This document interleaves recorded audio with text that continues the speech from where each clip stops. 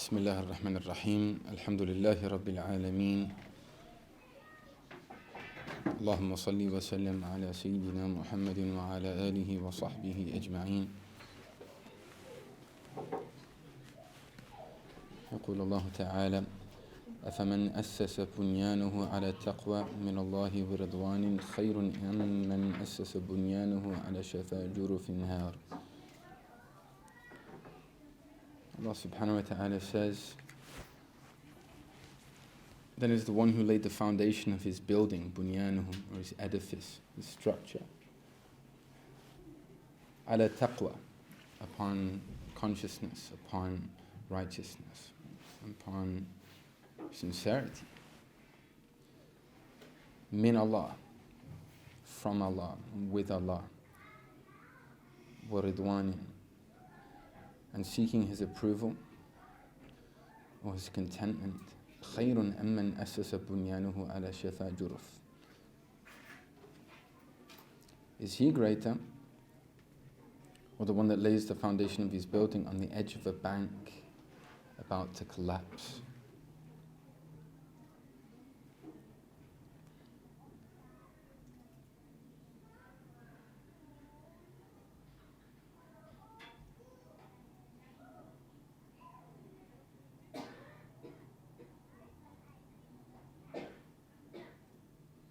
And Allah subhanahu wa ta'ala says, أَلَمْ تَرَ كَيْفَ ضَرَبَ اللَّهُ مَثَلًا كَلِمَةً طَيِّبَةً كَشَجَرَةٍ طَيِّبَةٍ أَصْلُهَا ثَابِتٌ وَفَرْعُهَا فِي السَّمَاءِ تؤتي أكلها كل حين بإذن ربها ويضرب الله الأمثال للناس لعلهم يتذكرون ومثل كلمة خبيثة كشجرة خبيثة اجتثت من فوق الأرض ما لها من قرار يثبت الله الذين آمنوا بالقول الثابت في الحياة الدنيا وفي الآخرة ويضل الله الظالمين ويفعل الله ما يشاء.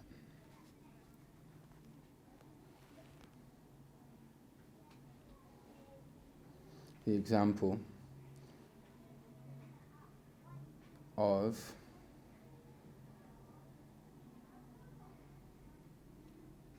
I say parable in a lot of translations. Mithal is a similitude. You could say a parable, it has some kind of biblical connotation. But the rendering is into the English of the meaning of the verses. Do you not see how Allah sets forth, conveys a similitude, an analogy, a similitude? A goodly word, or a good word, is like a good tree. Tayyib can mean pure. It can mean that which is good, and ultimately that which is good is that which is pure. Whose root, its asl, is firmly fixed. Thabit, or you could say firm, deeply rooted. And its branches, fis sama, literally in the heavens. It says here reaching to the heavens, but fis sama, in the heavens, in the sky. So Allah sets forth these similitudes for people in order that they may yatadakkarun, means go into a state of tadhkir, be reminded. Go into a state of deep introspection. That's the purpose why Allah conveys these things, to reflect. It brings forth its fruit at all times. بِإِذْنِ رَبِّهَا, by the permission or the license of its Lord. So Allah sets forth these similitudes for people in order that they may receive admonition. And the parable of an evil word, kalimatin khabithatin, that which is foul. Khubth is also, it can mean dirt, that which is foul, khabith. So a foul word is that of an evil tree. It's an evil tree, a foul tree, khabitha. It's torn up by the root from the surface of the earth and has no stability. ما لها من قرار. It has no continuity. Istiqrar is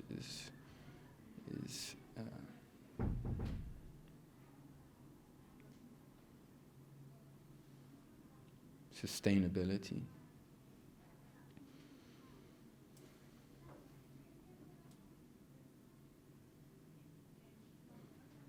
يثبت الله الذين آمنوا بالقول الثابت في الحياة الدنيا وفي الآخرة. Allah, it says, will establish it, because is continuing to perpetuate, because it's fi'l al-madi, to make people firm, those who have iman. بالقول الثابت, with a firmly rooted word, with firm speech. في الحياة الدنيا, in this realm or this plane of existence, وفي الآخرة, and in the next. But Allah will leave to stray those who do wrong, and Allah does whatever He wills. ويفعل الله ما يشاء. Allah does whatever He wills. جل جلاله.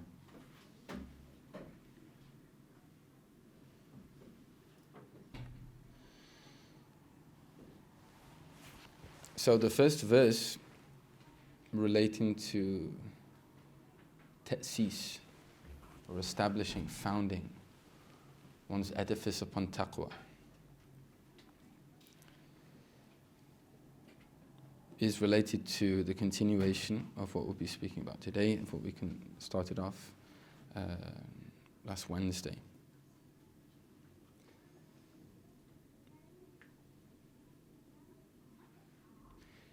If we can approximate the meaning of taqwa to consciousness, you could say God consciousness. It's not any kind of awareness. You can be aware that someone else is in the room. You can be aware that you're being watched.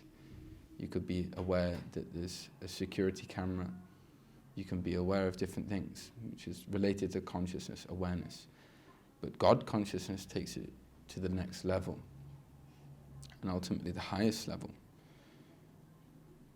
أن تعبد الله كأنك تراه فإن لم تكن تراه فإنه يراك.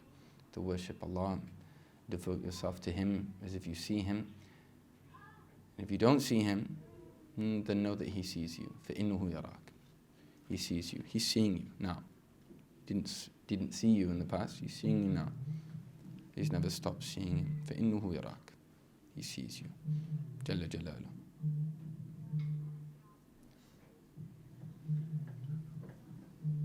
وهكذا.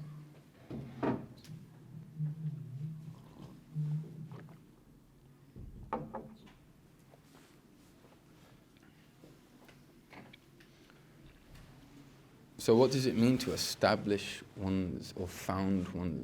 make one's foundations to the building on taqwa? What's the building? What's taqwa? And what's the process of establishing these things? In reality, it's related to ikhlas.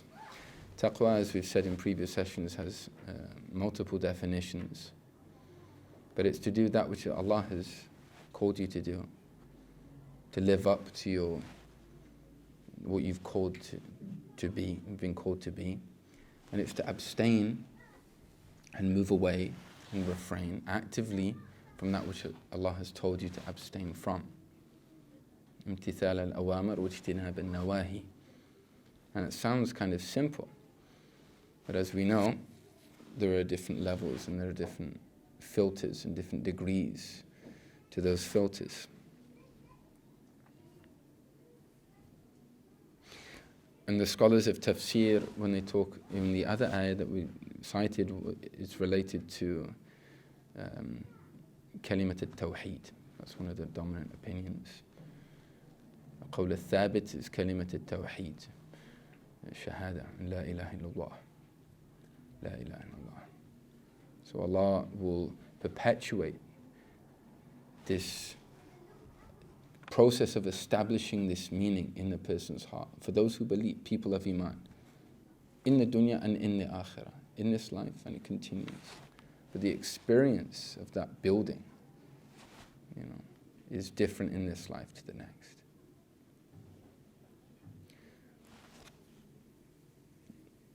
The Messenger of Allah sallallahu alaihi wasallam said, "Innama al-a'malu bin-niyat wa innama likulli imri'in ma nawa." Actions are only valid, they're only of worth in accordance to the intentions behind them. وَإِنَّمَا لِكُلِّ امْرِئٍ مَا نَوَى. And every person shall get or receive, they have literally that which they've intended.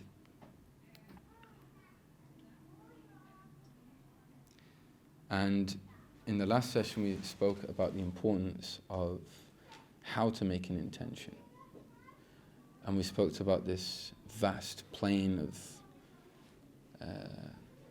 our daily lives which inhabits the hukm of that which is mubah, that which is merely halal. It's permissible to do. There's a permissibility, you're allowed to do it, but you're not necessarily rewarded for engaging in that act. And similarly, there's no sin which a person incurs in performing that particular act. So how do we make those parts of our day in which ultimately we're flatlining, we're plateauing spiritually? How do we make those and transform those into a place of ascension, into a place of transformation, into a place of climbing up and higher? And we mentioned that the scholars talk about the iksir, this elixir of the intention. It's that which changes spiritual lead, that which is ultimately worthless. Because at best, that time in plateauing is time wasted. And time in and of itself as a vessel is a gift.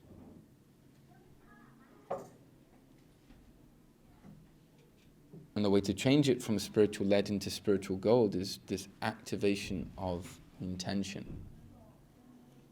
And we mentioned that the intention is located in the heart. The reality of the intention, the true niyyah, is cradled in the metaphysical heart, the heart which can't be seen, it can't be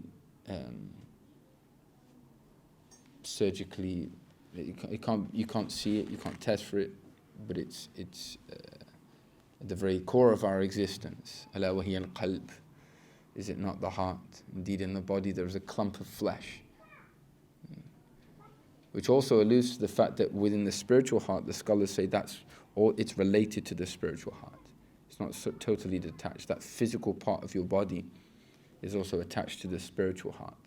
This is why often people in many, many cultures, including in Western culture, that the heart is often a symbol of love. Why would that be the case if it was just a blood pump? If all it did was to pump blood, what does that have to do with one of the most profound potentials for human experience, which is to love? It's something we can think about.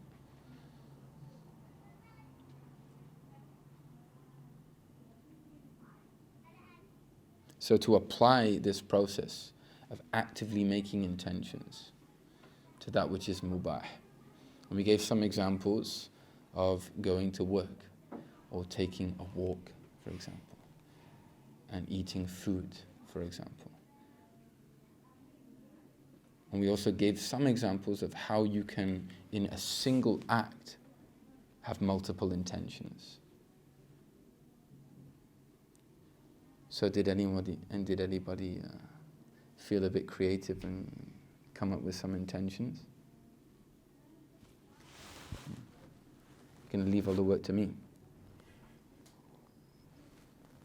Start to think about it at least, going to work, like we do every day, just to make some simple intentions, not creatively, but just doing, at least doing it. طيب. Would you feel comfortable sharing some, so we could benefit?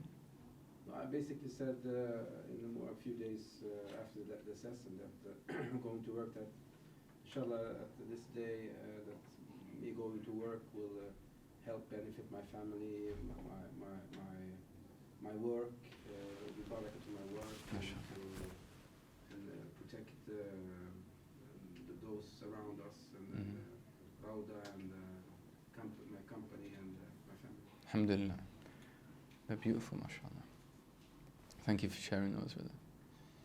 Anyone else have any other intentions for anything they did? Yeah, I thought to smile, practice the sunnah, smiling when I was walking to work. MashaAllah. Smile at the guy, smile back. MashaAllah. People don't. This weather in Sweden, people don't smile back. It was like I unlocked something in him. MashaAllah. MashaAllah, that's beautiful. Jazakallah khair. Thank you for sharing that. Anyone else? Have you all had a pretty boring week, huh? No one's thought about intentions?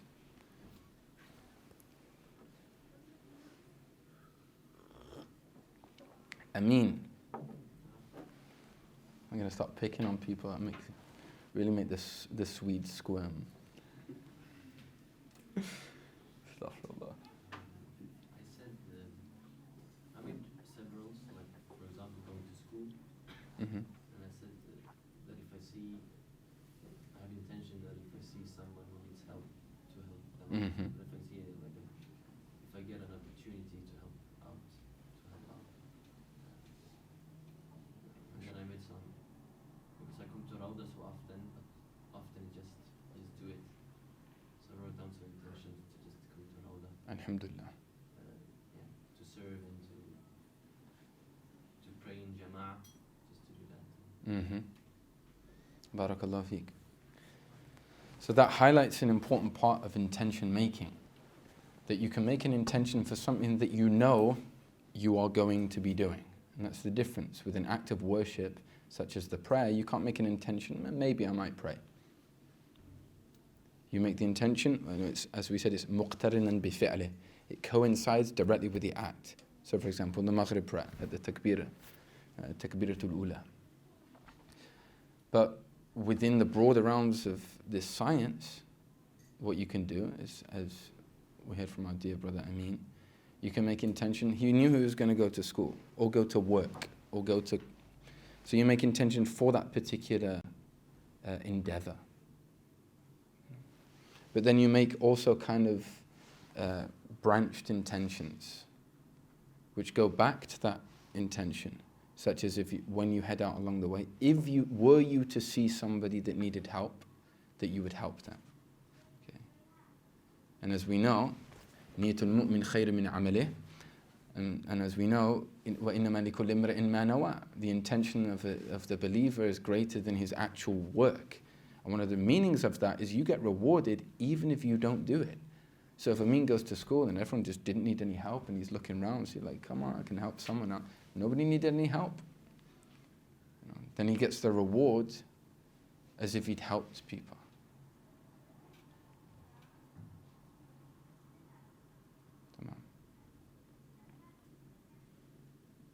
So another thing which is important that Amin mentions is that he wrote it down. And this is actually a practice that we'd really encourage. It's really encouraged by our Sheykh. Because there's something about transposing onto paper and looking at what's going on inside that helps a lot in figuring oneself out. And also keeping it real.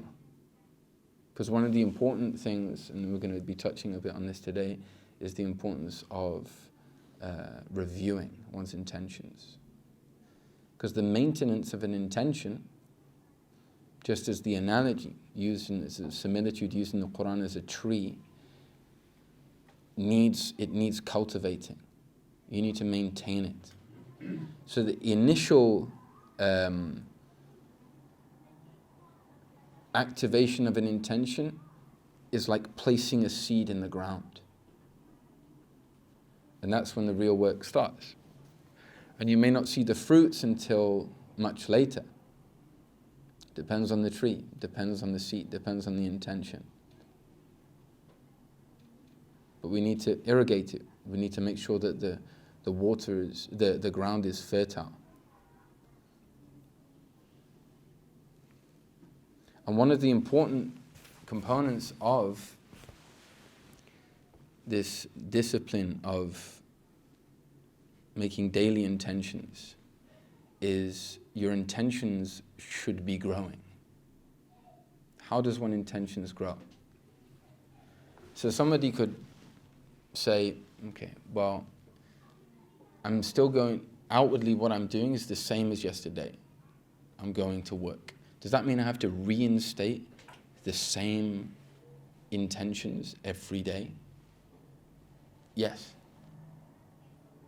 The scholars say that it's important for each act to reinstate those things. But once again, as we've often spoken about, particularly towards the earlier sessions in this series, is the intention itself is still something of a superficial act. You can vocalize it, you can say it, you can write it down, but your experience and your deepening of what that intention means should be growing, should be deepening. So if somebody, for example, makes the intention to go to work for the sake of Allah, to go to work to provide for their family, that intention, we're not going to put a time in it because the soil is different in different lands, people's heart, people made of different clay. But at some stage there should be a progress. There should be a deepening of what that intention means.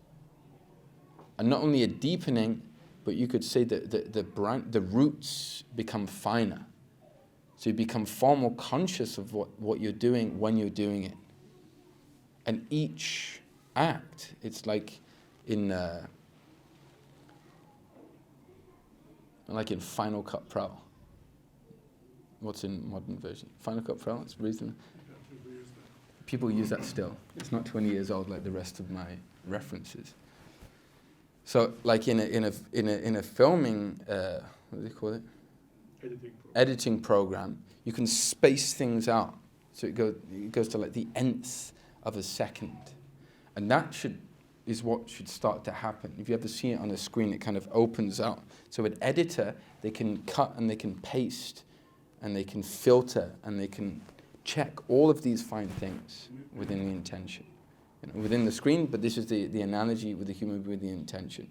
So the more active you get, you're not going to have like 3 intentions and scratching your head, well, I can't really do much more than that. Part of placing that seed is trust in Allah. Placing it down and knowing that Allah will cause the seed to grow. No farmer knows that you can't pick out the roots and pull them out of the seed, and you're going to break the seed. All you have to do is place it in the soil and allow it to grow. And that's one of the essential components of this discipline. Now there may be some times where a person feels like, I just really don't feel conscious. I feel kind of tired. Because it leads to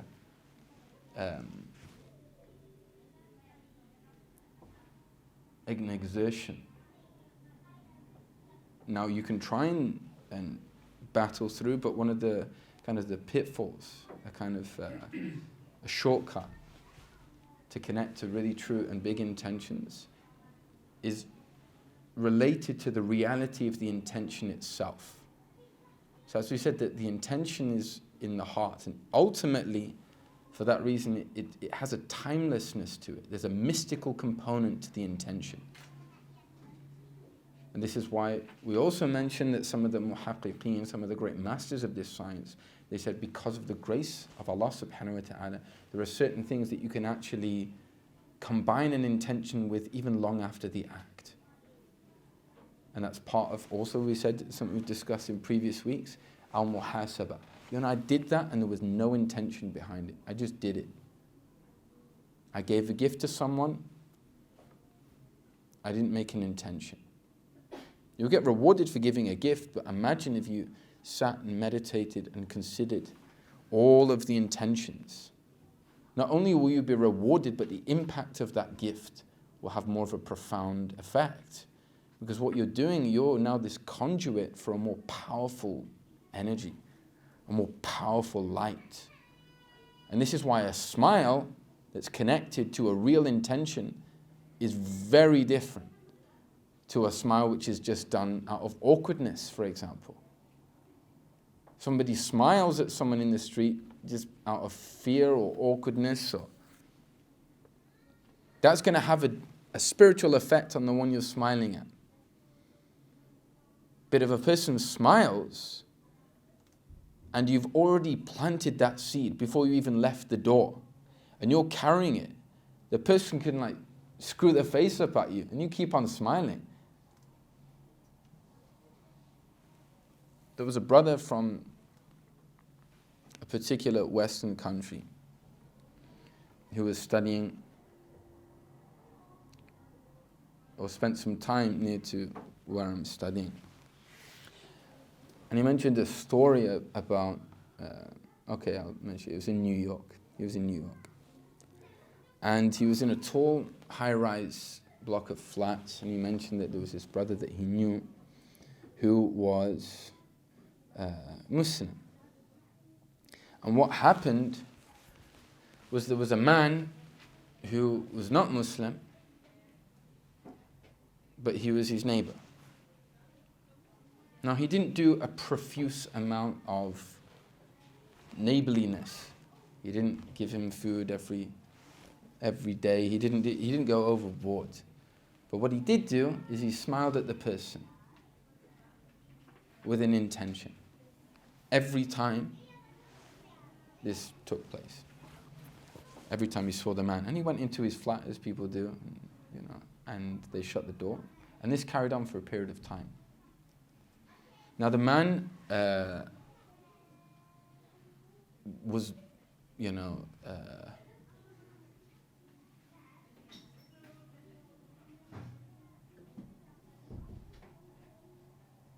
he would do this on a daily basis, and he said it took around a year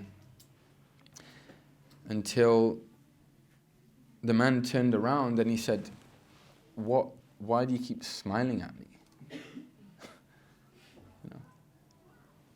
And he said, and he just said, because it's active in his. We're less conscious about like how are they perceiving that I'm projecting towards them, and they're culturally this, and in our society it doesn't look like it. This is the way our Prophet used to be.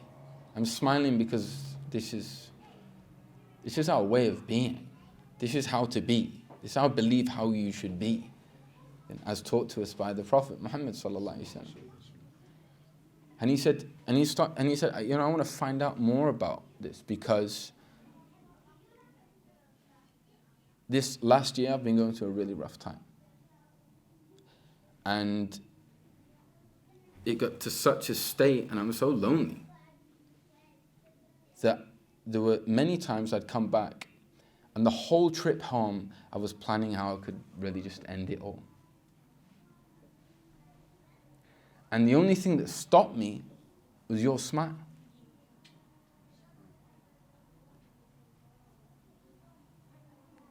And he said, so what's the secret of that smile? And after some time, it was the means for the person to embrace Islam. But the point here is that was not an unrooted smile. That was a smile which was rooted and that was cultivated in intention. We often talk about this concept of spiritual ripples. That's rooted through the intention. You're anchoring yourself. This is where I'm drawing this source from. It's not an empty smile. This is where I'm drawing. This is the well which I'm dipping into. And we're all drawing from different wells. If you draw from the well of awkwardness and social, anxiety, then you're going to project that. And that's a real thing for many of us. Like, it's really difficult. How do you interact? How do you interface?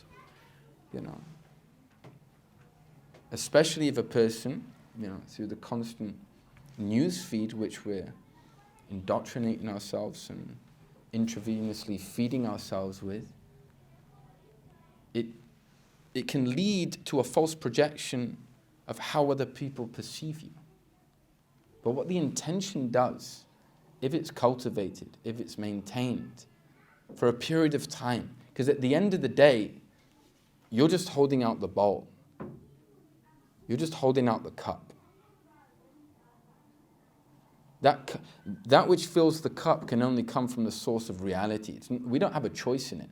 But the adab, the etiquette, the mode of being, what we're required to do is say, I'm here.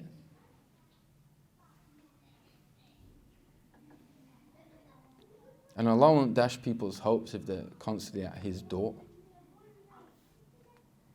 And in reality, if we really contemplate that yearning to hold that cup and to present it and to want from Allah is ultimately only from Allah. And we have to reflect upon this. That desire to be filled, that recognition that there's an emptiness, and who was that from?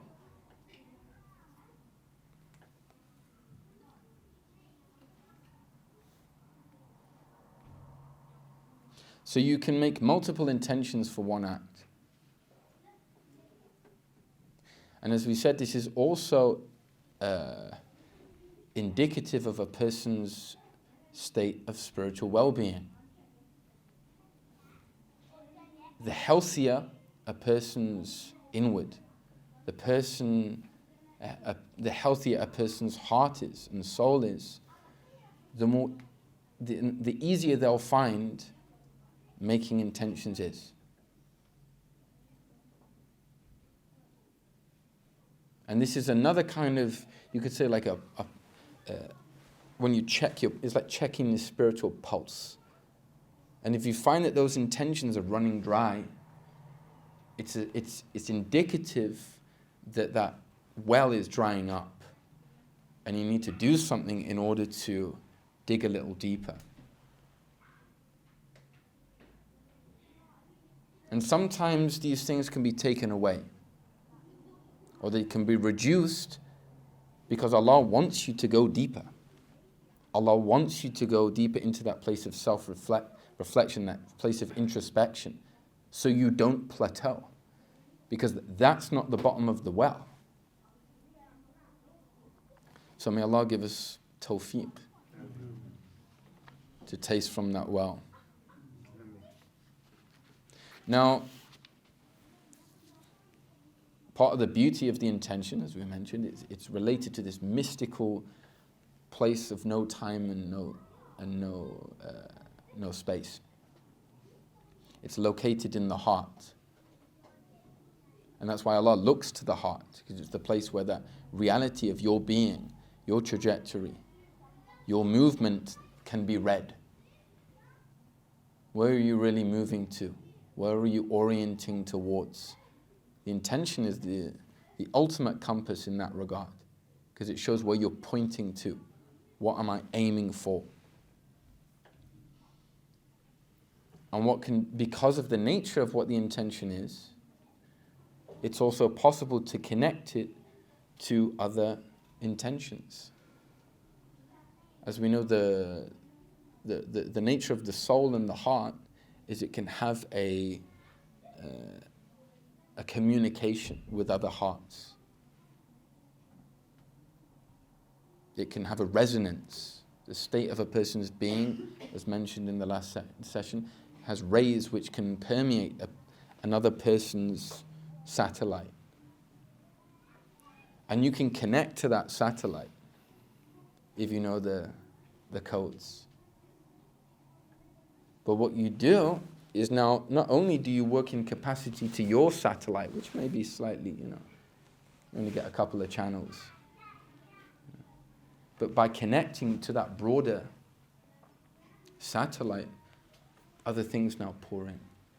Now what we're talking about here is connecting one's intention to the intention of those people whose intentions were accepted and dear to Allah. How do you do that? By simply saying. You don't have to think, wow, do I really know what they intend? That's a place down the line. But just to apprehend this.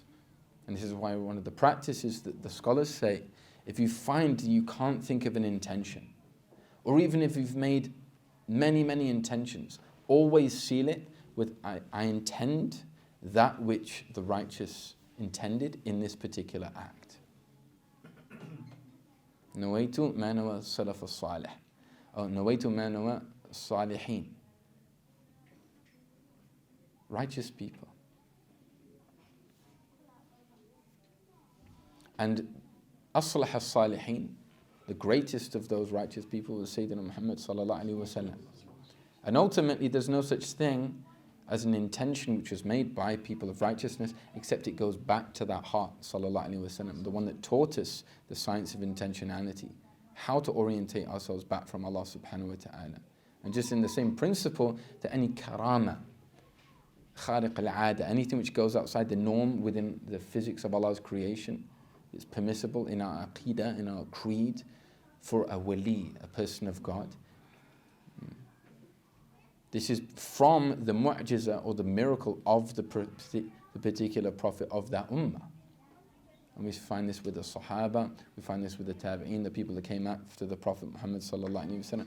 But it's ultimately from his blessing, sallallahu alaihi wasallam. It's part of his mu'jiza, sallallahu alaihi wasallam.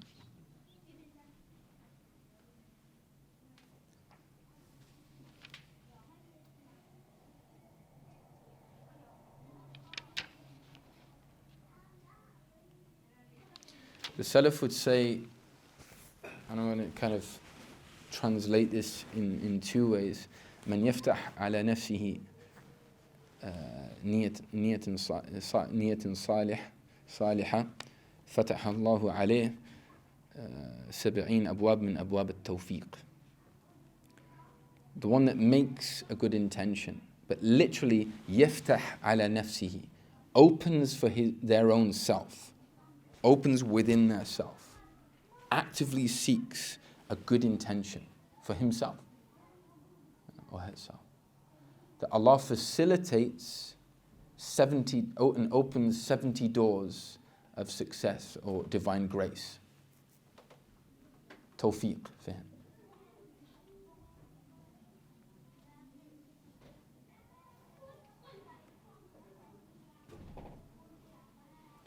And as we know, al-adad عند العرب لا مفهوم لها.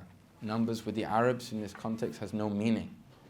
So what it doesn't mean is that you've got 69 doors and one more to go, and that's the doors of tawfiq now closed up for you.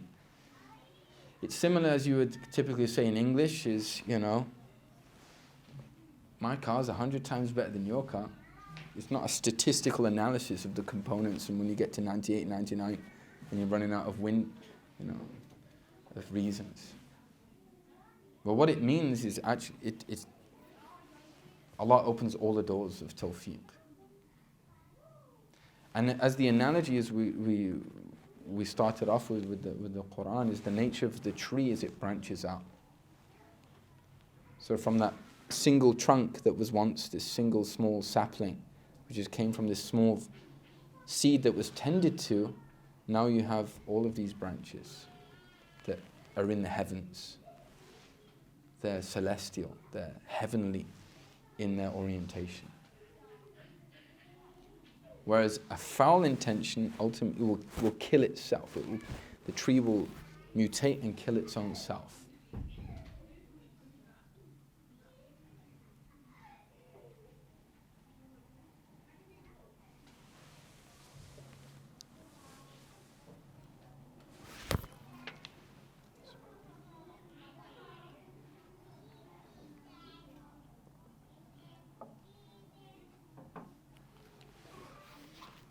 So, the practice of actively making intentions is directly related to the science of ikhlas, sincerity, being sincere for Allah. And it's not only making intentions, but it's scrutinizing those intentions. So in our practice of muhasabah, we should start to now which is taking oneself into account, Look at those things that we did and scrutinize the intentions behind them. Why did I do what I did? Why did I say what I said? Why did I act in the way that I acted? And to go really deep. And what happens here is you're able to tend to the root. Because as a principle, we look to the root and not the fruit. Because the root can be decaying and the fruit looks kind of good. It takes a while for that decay to reach the extremities. And I'd like to read or close just with something in this regard, related in this regard. قد يكون القلب عاصيا والجوارح طائعة كما قد يكون الإنسان عالم باللسان جهل القلب وهذا فصل عظيم النفع لمن تأمله لأن أصل في أصول الأعمال تنبني عليه أشياء مهمة في السلوك في عصيان الجوارح أهون من عصيان القلب. فلنذكر الآن في هذا الفصل أهم الأعمال وأولاها بالتقدم فنقول التقرب إلى الله تعالى يكون بفعل الطاعات واجتناب المعاصي أهم عند العارفين من الإكثار من الطاعات مع التسامح في ارتكاب شيء من المآثم. Then he closes with the ayah which we commenced with. So in summary, what he's talking about here is the essential nature of the intention. And he says that it may be that a person is in a state, if you look at their diagnosis, that what they're doing outwardly is in obedience to Allah. But the qalb is asi. The heart, the reality is in sin. Because they haven't got what's called ihkam and niyyah. They haven't really focused on what they're rooting their actions in, what they're rooting their words in, what they're rooting their life in, what they're rooting their studies in, what they're rooting their daily habits in. Why are you doing what you're doing? Who is it for? Really? So you can go through the acts, but if it's not rooted, then what starts to happen, people start to burn out. And it's one of the causes of spiritual burnout. Now, it doesn't necessarily mean that the person's intention is foul. It could simply mean that the intention is absent. And if you're going through the motion, but there's no fuel, then sooner or later you're going to burn out. And part of the beauty of Islam is this culmination of form and reality. And this analogy, once again, that if you keep on drinking from a glass and there's nothing in the glass, there's only so long you can go on pretending that what tastes, it tastes good. There has to be something in the glass, in everything that we do. The glass is the form of what we do, our acts of worship and our daily practice, even our habits. Is like a glass, like a cup, a vessel. But the ruh, the real spirit, the drink which nourishes our approach to Allah, which nourishes our iman and our faith and our experience, is the water. So we ask that all of our thirst is quenched.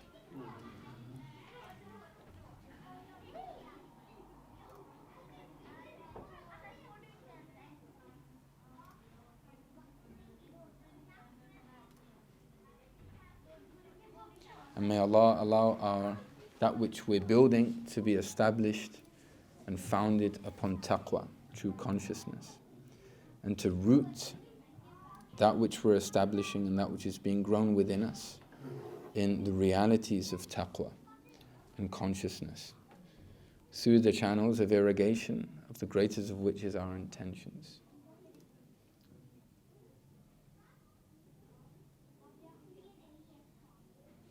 And to this meaning, they say the nuraniya, or the illumination, the radiance of abstinence is more penetrating and more powerful than the radiance or the light that comes through ityan, through merely doing something.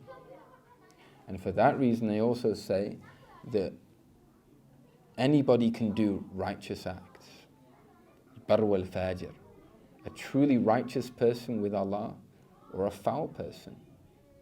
But what's a true sign of taqwa is to abstain from that which we've been told to abstain from. And many of the people of Allah, that their primary focus would not be merely on doing loads of extra stuff. And that's why they don't burn out. But it's in rooting out those weeds within the heart, through examining, through muhasabah, and rerouting righteous intentions, even in the small things that they did. And that's why they're people, typically, as we've said many, many times in these sessions, of few words. But the words are rooted, kalimatin tayyibah, goodly words. They're rooted in deep soils, fertile soils. And that's why it has an effect, not only on them, but on other people around them. And with many things in this process, is when you engage in the process, it's not only how it affects you, but if you take on the active movement towards Allah subhanahu wa ta'ala by rooting those intentions, you start to change the soil, your own team, your own spiritual makeup. As we know that the roots play an absolutely essential part to making the earth fertile, to creating avenues and places for things to come back to life. Because there's such a thing as dead soil. And they talk about this in sustainability and how soil can be reactivated or literally brought back to life. And the art of intentions, the practice of intentionality, what it does is it brings our clay back to life and back to light. So we come into contact with that light above the topsoil. Every single one of us, we're part clay and part light. That's part of our human makeup. We need to feed the clay through eating. That's how the clay is sustained. But we also need to feed the light. And that's through rooting it in the reality of intention back to Allah subhanahu wa ta'ala.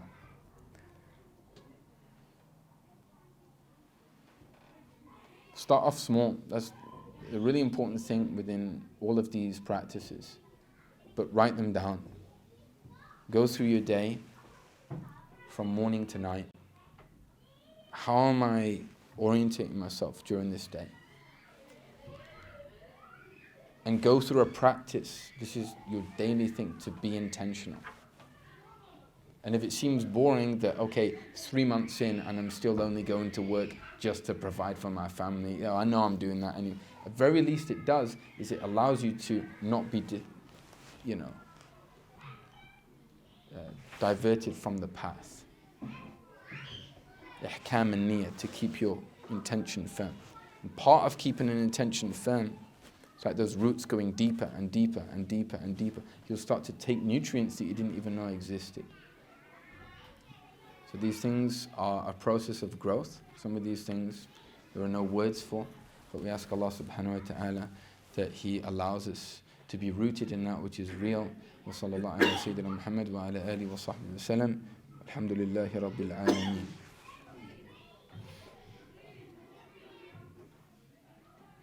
The next session, inshallah, we're going to be speaking about dhikr and fikr. Dhikr, as we know, is remembrance of Allah. And fikr is prophetic contemplation, how Rasulullah sallallahu alaihi wasallam would meditate. And meditation is the focus on one particular thing or reality. And that's why it's closely related to dhikr as well. So remembrance and contemplation. And all of these things, they coincide, because it's part of, as we said, it's the importance of understanding the nature of the map. You're not working on one thing. Well, I've been trying to make intentions, but I'm not doing anything else. I'm not irrigating it with dhikr. I'm not causing it to grow through the light, the sunlight, of fikr and active contemplation. So the more that we acquaint ourselves and deepen all of these things, then our roots will grow. And they work off each other. The more dhikr that we're able to do, the more your capacity to contemplate and reflect starts to expand, and vice versa. The more intentional you become. And all of these things slowly grow and grow and grow, and all of a sudden it's like a tree bearing fruits. So may Allah give us tawfiq in that, inshallah. Are there any questions? Are there any intentions?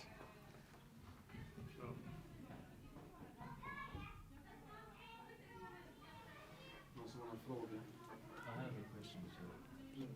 So, for example, if you have a job and you plan that you're going to work 2021 to get closer to Allah and help the community, do you have to every day when you go to work and you jump into the car, you have to renew your intention? Like, if you've already done it and you know why you're going to work, how often is it really necessary? So the active practice, if I've understood the question, of producing intentions, bringing to the forefront of one's mind, is essential for a beginner on the spiritual path. Because the problem is we think we know why we're doing stuff, but the way we act often denies that. So a person that's truly rooted in an intention for Allah, the way they behave in their akhlaq is going to be in accordance to that intention. They're not going to get frustrated at the same family that they were providing for physical, monetary sustenance. Or at very least, they're going to catch themselves. Wait a minute, this contradicts the intention. The whole thing, what it does is this process of, molding the clay. As opposed to just leaving it out in the sun to bake and go hard. That's saluk. You're going to get punched, you're going to get shapen, you're going to get kneaded like dough. You're going to stretch, you're going to get pulled. But to be aware, this is all part of the process of being sculpted into something which is ultimately able to enter into the presence with Allah, something which is pleasing to Allah. That your heart is something, it's on that wavelength that the Prophet ﷺ was on. And one thing, forget 2021, we don't even know we're going to get home tonight. That's the thing, this whole thing about New Year's resolutions. For the people of this science, that's that's long hopes. And one of the purposes of that is you get rewarded every time you make that intention. Do I need the reward? Nah, I'm not really that bothered. The people of Allah are not on that. Every time you realign, you reset. It's like maintenance of the car. Do I really need to check the oil? It's got, there's fuel in it. Do we need to check the oil? Do we need to check the water? Sooner or later it's going to run dry and it might be too late. It might be in the middle of the wilderness and there's no opportunity to do so. And also, once again, to reiterate, that practice of deepening one's intention will lead to further growth. So if a person just, the beginning of 2021, it's like a whole year away, I'm going to do this, that's good. And we have to understand as well, it's not 2021, it's 1441.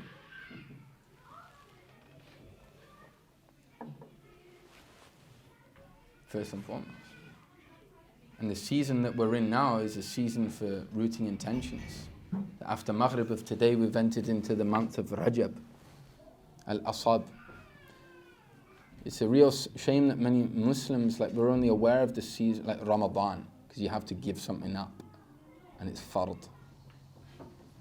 But the Prophet ﷺ, on a night like tonight, after Maghrib, we're in one of the 4 Ashhur al-Huram, sacred months, sanctified months. That's what we're in now. The spiritual climate, the seasons changed, the winds have changed, the weather has changed. The Prophet ﷺ would say, Allahumma barik lana fi Rajab wa Sha'ban wa ballighna Ramadan. Oh Allah, bless us in this month of Rajab, bless us in Sha'ban, and allow us to reach Ramadan. So this is a month to root intentions. And to do it all the time.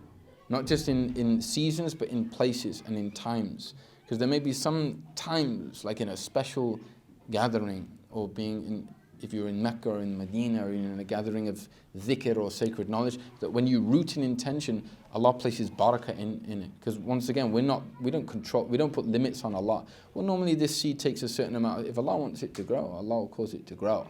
And things can flourish overnight. You place a seed and you open the door and all of a sudden it's a flower and it's fruit and this whole tree in your front room. And that can happen spiritually. So have a good opinion of Allah. What it is, it's saying Allah, as we said last time, Allah, I'm here. And I'll be here till the end of time for you. What else better can I be doing than orientating myself to affirm that I'm still here?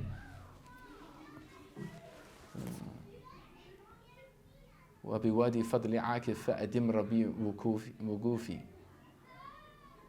Ukufi. Oh Allah, Imam al-Haddad says in a line of poetry, I'm just here standing in the valley of your grace. So keep me in this place. Keep me here. Like, I'll wait till the end of time. I'll wait forever for you. And that's the thing, the reality of this science, it's for people of irada, people that desire, people that want to love, or have that love and want to deepen that love of Allah and that connection to Allah. Otherwise, it's just a chore. There's nothing dearer to me than that which I've made obligatory for the person, for my abd, my servant. وَلَا يَزَالْ يَتَقَرَّبُ إِلَيَّ حَتَّى أَحِبَّهُ. And he continues to gain closeness to me, bin-nawafil, through extra things. Like, it's not an obligation to actively every day reinstate one's intention. Why am I doing what am I doing? But Allah loves it. Because instead of saying, well, whatever, I already did that yesterday, let's carry on driving, let's put another podcast on, because it's, my nafs inclines to, I'm not saying you do that. I'm saying that might be the case. And you say, no, I'm not going to do that. I'm going to do something for Allah. I'm going to make an active move away from that and move to Allah. بالنوافل حتى until I love him. وإذا أحببته, and if I love him, كنت سمع الذي يسمع به, I become the hearing by which he hears. والبصر الذي يبصر بها, and the sight by which he sees. That's the wali, that's the person of God. That's the saint in our tradition. It's not someone that's been ordained by some other worldly human structure or power or hierarchy. You've been ordained by the ultimate reality, the creator of all reality. Al-Haq. Man adani waliyan. The one that hurts one of my friends, a wali of mine. فَقَدْ آذَنْتُهُ بِالْحَرْبِ. And one of the greatest ways to activate these intentions to become people of connection is to connect to the people who are connected. And any little way to activate these intentions. Why am I doing what am I doing? Why am I saying what am I saying? Why am I thinking what I'm thinking? And for who? So to reinstate that, what that will do is it will open things up, it will reaffirm it in one's mind, and it will deepen it, and it will grow. So just plant the seed and see what happens, inshallah. Activate that spiritual DNA. And that's what it's part of the beauty of the human being, that potential, that you have this DNA within you, spiritual DNA, to spread these amazing, seeds. And that has an effect. If you're on the way it's not just for you, it's for other people. When you make those intentions, that will leave a nur, a light, like a pollen, when you're walking, or when you're talking and walking through the roads. We know the Prophet ﷺ, he said that there were roads that boast to one another. That one day there was a person that walked on me and that was remembering Allah. How do we understand that? Because everything has a form of consciousness, and we need to plug into this and understand and deepen our iman and our yaqeen in this. Wabillahi tawfiq. Alhamdulillah, we're deeply honored to be invited and to attend the janazah, the funeral prayer of our dear sister, Sister Jamila. Jamila means beautiful, so may Allah make her end beautiful and her resting place beautiful and her end abode beautiful. A beauty, the Prophet ﷺ described Jannah فيما لا عين رأت ولا أذن سمعت ولا خطر على قلب بشر. In it is that which no eye has ever seen, no ear has ever heard, has never occurred to the human heart. So beauty beyond one's imagination. May Allah make that her resting place, inshallah. And all of the other people which were taken back to Allah subhanahu wa ta'ala. May Allah subhanahu wa ta'ala raise her state and all of those people which traversed onto the next life and that which we're all heading to. فَإِنَّهُ مُلَاقِي. Death is facing you. Not it will face you, it's facing you now, every single one of us. So may Allah allow us all to take it as an ibrah and as a point of reflection, that we sober up when we engage in this journey. There's only one way to go. فَأَيْنَ تَذْهَبُونَ. Where are you going to go? You're going to go to other than Allah, or you're going to reorientate back to Allah and enter into that presence, enter into that beauty. May Allah subhanahu wa ta'ala connected to those people that are constantly on that path and constantly oriented, and bless her family and her loved ones, and grant her family a beautiful patience, and allow us to be all inspired by her legacy. That the greatest thing that we can do is take inspiration from our dear sister, and also to be people that increase in devotion and turning back to Allah, to become more real. دال على خير كفاعله. وصلى الله على سيدنا محمد وعلى آله وصحبه وسلم بالسلام والفاتحة وإلى حضرة النبي محمد صلى الله عليه وسلم. الفاتحة.